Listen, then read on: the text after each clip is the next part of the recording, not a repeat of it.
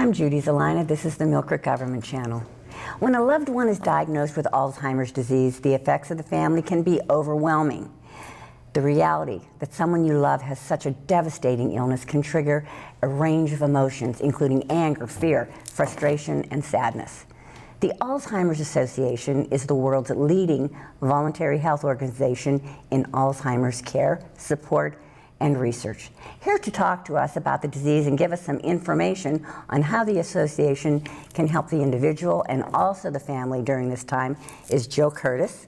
And Jill is the Education and Outreach Coordinator of the Alzheimer's Association, and new to our program viewers too. So welcome aboard, Jill. Thank you. I am so excited to be here. Well, I'll tell you one thing. We have done different programs with the association before, and you always have great information, great education, great programs going. Thank you. Absolutely. We are just so happy to be here to share with you what's going on with Alzheimer's disease, what we have available here in Erie County, and just kind of help answer some of those questions that are really on the forefront of our viewers' mind. So, first off, you're new. Well, you're a new face to our viewers. Right. You're not new to the Alzheimer's Association. Right. But, so how long have you been with the Alzheimer's Association, Jill? It has coming up on 1 year paid. Okay. I have been a volunteer with the association for over 8 years. Have you really? And that is one of the things that we thrive on, is having volunteers help us and support us. We would never be able to reach as many people without those volunteers. And so for those 8 years as a volunteer, I actually led the Alzheimer's support group in Corey, where I live. Oh. And so that's how I've been involved with the association for so long. And then an opening became available last spring, and I jumped at the chance. And here you are. Here I am. First off, I do want to talk a little bit, actually, what is Alzheimer's disease? Some of our viewers, we have misconceptions. And why is it so important to talk about it today? Absolutely. Well, Alzheimer's disease, first of all, is the 6th leading cause of death in the United States. And what that is basically a progressive brain disease that begins to impair our memory, our inhibitions, our ability to speak, think, function, and moving through, because it is a progressive disease, it eventually takes our life, because our brain just is no longer able to function as it had. Now, we were talking a little bit earlier. What is the difference between, and everybody asks this, and you know what? Even though I know something about Alzheimer's and dementia, truly, what is the difference between if they say, oh, my loved one has dementia, and this one says my loved one has Alzheimer's, what is the difference? Right. That's a great question, and it's being the person that kind of goes out and does the educating, that's the first thing people ask me. She knows, see? So absolutely. I know who to ask. So what we're looking at is dementia is sort of the umbrella term. It's the big word for some type of impairment, a cognitive impairment that's impeding your ability to live your life. So that is the umbrella. And underneath that umbrella are different types of dementias. And Alzheimer's disease is the most common form of dementia, making up about 60 to 80% of all cases. Oh, okay. Some dementias are reversible. Alzheimer's disease is not reversible, and that's why it's a really big deal and a very important matter to discuss. And because it's not reversible, we have a lot of work to do to find a cure. Okay, how is it diagnosed? Great question. Because, I mean, think about it. Everybody forgets things. I'll forget my keys. I'll go out and say, oh, I forgot my keys. Right. But there have to be some more trigger diagnosis, aren't there? One of our big campaigns is our Know the 10 Signs, because what that does is there's 10 symptoms that if you're experiencing these, we want you to get to the doctor for early diagnosis, because not all of these symptoms mean you have Alzheimer's. It means you have some type of cognitive impairment that may be reversed. So what we want to do is we want you to take all these symptoms, whether it be change in mood, change in ability to remember, your basic ability to know what to do with things. For instance, picking up a remote control, something that we all do every day. Okay. If all of a sudden you pick up that remote control and you don't know what to do with that remote control, Okay. that's the type of memory impairment that's alarming. Not knowing where your keys are. We all do that. Chances are that's stress. We're running the kids, we're running our grandchildren. It's those other types of symptoms. Perhaps just that recall of not being able to, we all do that too. We go to Wegmans, we see somebody and we think, oh my gosh, I've gone to church with her, I should know her. You get back home and you think, it's Kathy.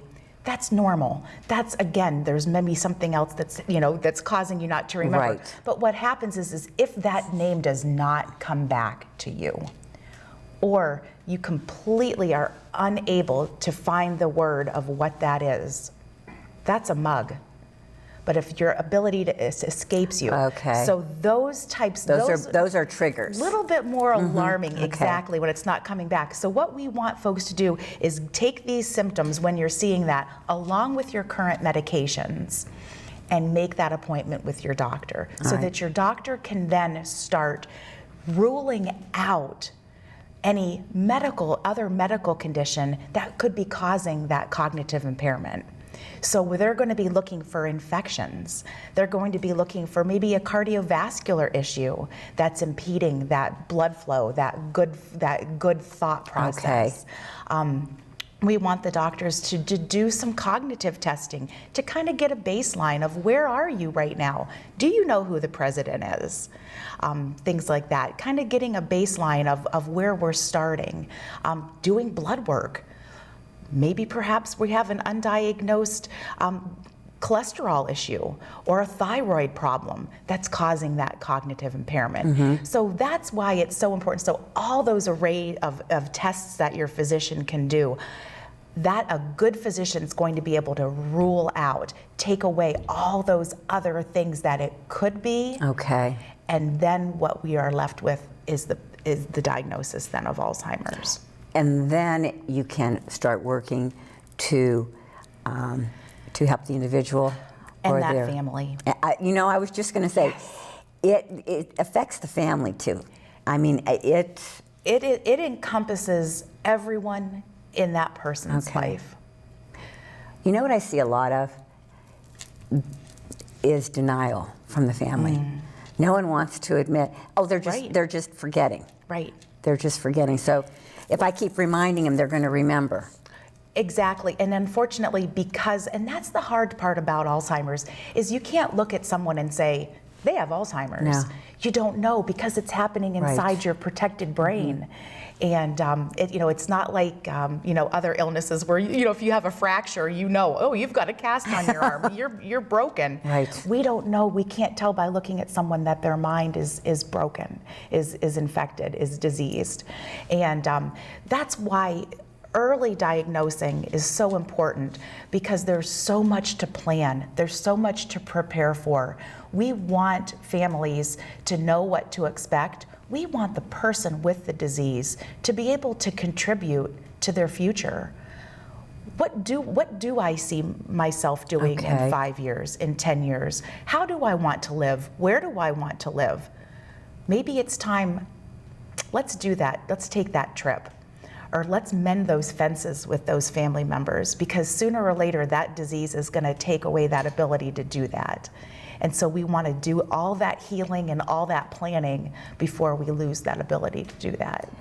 So if someone is diagnosed or a loved one is diagnosed, and my suggestion right offhand is reach out to the Alzheimer's Association. Please do. Because guess what? You can read everything in the world on it, but until you're actually with people that are going through the same experience, or people that have worked in the field like you have. Right.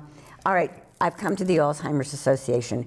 What type of programs, what support, what help can you give me and my family? Oh my goodness, it's overwhelming. Do we have enough time? I don't know. We better order in lunch here. I'll tell you, the first thing that we have to offer is an 800 number. It's a national helpline that anyone can call at any time of day. Okay. So let's say you have a late afternoon appointment with your physician and you get that diagnosis and you go home and you are, what do I do? Right. It's 5 o'clock. Nobody's in their office anymore. Who can I call? You can call our helpline, which is that 800 number, the 800-272-3900. Okay. And you can talk to a social worker any time of day. Then what they're going to do, they're going to give you that support, help you with those resources, and then they're going to connect you directly to us. We're going to reach back out to you the next day. Our nurse, our constituent services coordinator, Debbie Wazinski, who everyone knows, Ask Debbie. Debbie has, she's been around for a while. She's been around, she's and very she familiar is good. face. We are so fortunate to Yes. have her. But you're going to be able to have that ability to have that one-on-one, Okay. what we call a care consultation All right. with Debbie Okay. to help you start moving forward in what your plans are going to be. Mm-hmm. In addition to that, we have a wide range of support groups throughout Erie County. I'll be able to give that information to you, but lots of different locations. We had mentioned so many times, or even earlier, just that you can't do this alone. The other thing about this is because the disease affects our brain, we never know how it's going to affect you and what the progression rate is, and what works for you may not work for the other person. So we have those support groups where folks can come together that, like you said, that have living it, that are experiencing it, and help each other. We have programs that, we have a memory cafe, which is very exciting, where persons living with the disease can go with their care partner and enjoy a cup of coffee and socialize with other persons that are in the early stages, and just start talking about, in a like circle, of what's happening. Or maybe not even talk about it and just be. Just be to enjoy the moment. Exactly. Enjoy that exactly. moment. But I think, and I'll bet you have seen so many heartwarming, successful happenings at the different support groups. I would think when you go to your first support group, my feelings would be, I know it would be me, I would feel like I am all alone. Yes. And I think getting input from people that, like you said, are living it will give different ideas. Right. Because I or think something you never even thought of. Exactly. And I think it's also very validating because, like you said, this disease also can be very isolating. Because as your loved one starts to decline and those inhibitions start to go away, it's hard sometimes to be involved in the normal things that you used to be able to do. Mm-hmm. So finding ways to connect and just be supportive of each other, as you say, boy, I know I've been through right. that, is very helpful. And also because we had alluded earlier, sometimes with the disease, we think that the loved one is doing that on purpose. Mm-hmm. And they're doing it to irritate me, or they're doing it to agitate me because I'm their loved one, I'm their spouse, right. and they've done it all their life. Right. But what's happening is that ability to not do that right. is gone. And so it's important for families and caregivers to know that you're not alone through this. So you've got the support groups. Right. But what else does the Alzheimer's Association do? You've got so many different areas. You've got research and we do. We Tell us about that. We do research. We are the global funders of Alzheimer's research. So we basically also work very closely with the Alzheimer's Disease research centers. We help fund the National Institute on Health, looking for a cure. We know every 66 seconds someone is diagnosed with Alzheimer's. We know that Alzheimer's disease kills more than breast and prostate cancers together, and we still don't have a cure. So we use the monies that we raise through our walk to End Alzheimer's, which we have every fall. We here in Erie cover the 12 counties of Northwest Pennsylvania. So not only are we helping folks in Erie County, but we do what we're doing here, we do in all those other counties around us. So people. It's fun. I just got new tires yesterday. We're moving, we're grooving, that's right. You're ready to roll. That's right. But we do these walks and we generate excitement, we want a cure. So we encourage everyone to join us. Our walk this year is at Jerry Utt. It's exciting, it's fun, and all of our monies go right back into research. Okay. We also are very, very active in advocacy efforts. In fact, we just had a delegation from Pennsylvania in DC, turning the Capitol purple, raising awareness that we need money, we need legislation to help support the efforts of our families and our caregivers that are moving through this disease. Like I had mentioned earlier, Debbie does all the support for the families, the one-on-one. My job is to get out there and do education, to help families, help people in the public know what's happening.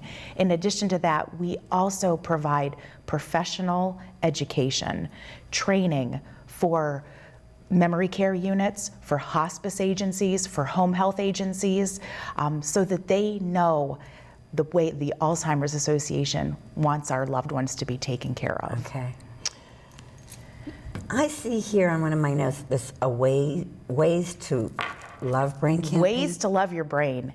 Absolutely. Tell me about that. Well, I just like the name of it. It's fun. 10 ways to love your brain. Because we know that what's good for our heart is good for our head. Yes. Absolutely. Yes. There is a mind-body connection. And ways that we don't have a cure for Alzheimer's, but what we do know is if we can keep our brain healthy, we may be able to stave off this disease. Okay. So what we have our campaign, 10 Ways to Love Your Brain, is what are you going to do for your brain? You're going to eat better. You're going to further educate yourself. You're going to keep engaged. You're going to train your brain To keep learning? to keep learning. Oh, cool. You're not just going to do crossword puzzles. You're going to learn to crochet. We have to create new pathways for those transmitters to go. I see. So we don't want to do the same thing over and over again. We want to learn something new to encourage and teach and keep that going. We know, what did I talk about? We talked about diet. We want to exercise. We know it's important for that good, healthy, oxygenated blood to move through our body and also to our brain. We want to be very, very careful of brain injuries.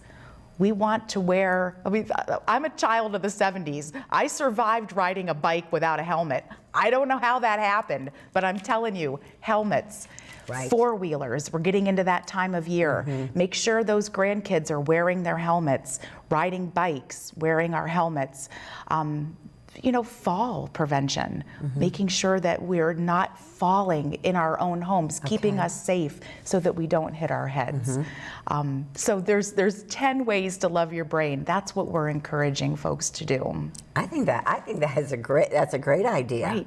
What we do is we highlight that in June.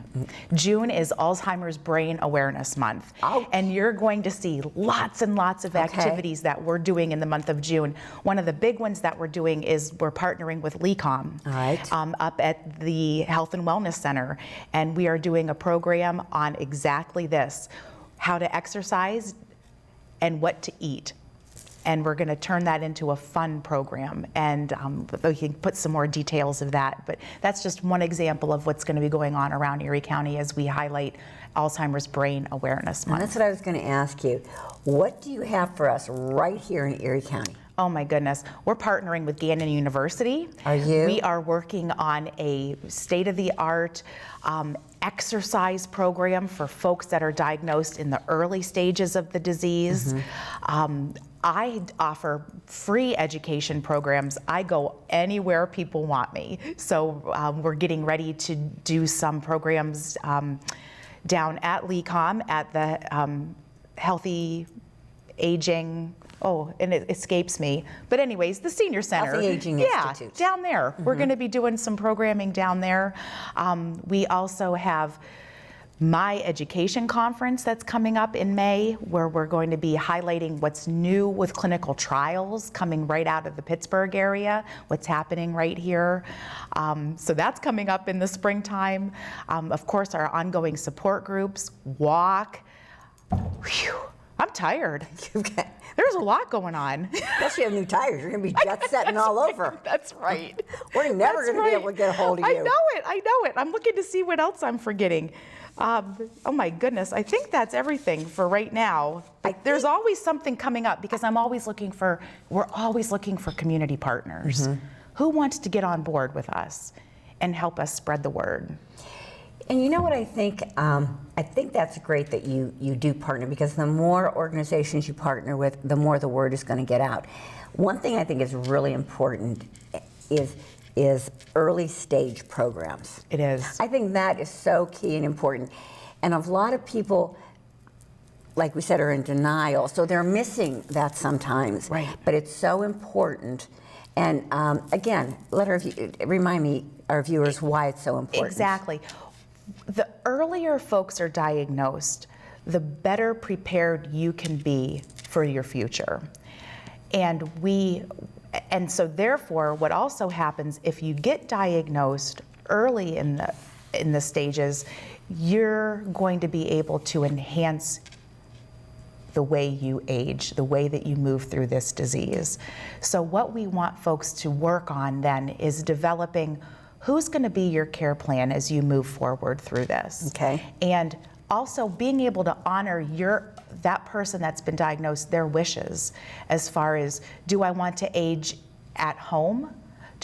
Or as I move through this disease, do I not want that family to have to be my caregiver? Maybe I want to just have a wife and a husband relationship, and I'm okay with seeking out-of-home placement because I just want my loved one to be my loved one, not my person that's providing care. Right. We also want folks to get to their attorneys, to get their living wills established so that you know, as things are taking away from you, the way that you want to dignify yourself as you move through the disease. But we also want folks early on to be able to know that you're still very much alive and there's still a lot of living left to do, and to enjoy that time. So we want to put you in safe places, in safe experiences where you can still be ill, but engaged and productive and feel comfortable with your diagnosis. Okay. Even though we know, unfortunately, the prognosis isn't good, but to make the most and the best quality of care planning moving forward. Okay. Does that make sense? Yes, it does. Jill, you've talked about different programs, different events that you're having. How can someone find out more about this? Do you have an office here that you're located where somebody can actually go in and talk with someone? Where are you located? It's a beautiful office. We are located at 1600 Peninsula Drive. It's a wonderful, easy access. We just moved there last July, and the foot traffic that we have had has been wonderful. Good. We mentioned asked Debbie the other day, she never left her office because people kept coming in. They kept saying, you know, we saw the sign, we need help, and we could not be more blessed. And it's okay. I went and shuttled her lunch because she was there meeting with families that needed her. We have 800 number that I had mentioned. We have online, crazy amount of online things, resources. Our website, alz.org/PA, gets you to directly what's happening here in Northwest PA.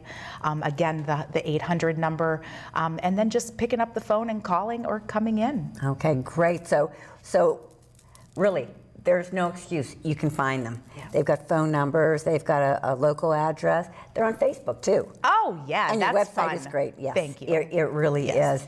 I also want to stress our time is at the end, but I just want to remind any of our viewers that, like Jill had mentioned earlier, Volunteers are so important to this organization. Absolutely. That's how I became involved. I volunteered for years, and it turned into this passion, and we can't do it without volunteers. Well, Jill, thank you so much for joining us on the Thank program. you. We've learned a lot about everything. Viewers, you have to, if you have any questions, please, you have to give them a call. You have to check out their website. Jill, it's been a pleasure. Thank you. See, now she took the time out, brand new tires in her car. She's ready to rock and roll, but she still came here to visit us. That's right. And to get the word out, because she cares about the individual and the families that are going through this, right, Jill? That's right. Absolutely. Again, thank you so much. Thank you. Viewers, thank you for tuning into the Millcreek Government Channel, and until next time, have a wonderful day.